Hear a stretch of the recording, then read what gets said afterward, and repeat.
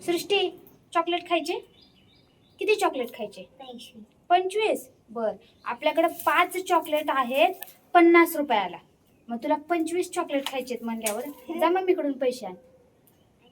आणते. बर, आमच्या विद्यार्थ्यांनाही सांगते की 25 चॉकलेट खाण्यासाठी किती रुपये लागते. ओके, चला आत्ताचं उदाहरण इथं शाब्दिक रूपामध्ये मांडणी केलेली आहे त्याची. मग आता ते सोडवायचं कसं बघा. 5 चॉकलेट्सचं पॅकेट कितीला मिळणार आहे? 50 रुपयाला.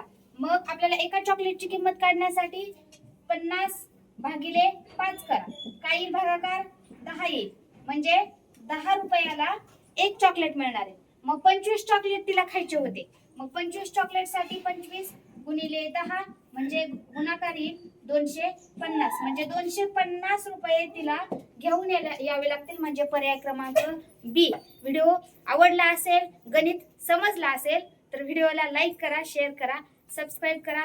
असंच आणखी काहीतरी नवीन कन्सेप्ट घेऊन आम्ही नक्की तुमच्यापर्यंत पोहोचण्याचा प्रयत्न करणारच आहोत. धन्यवाद.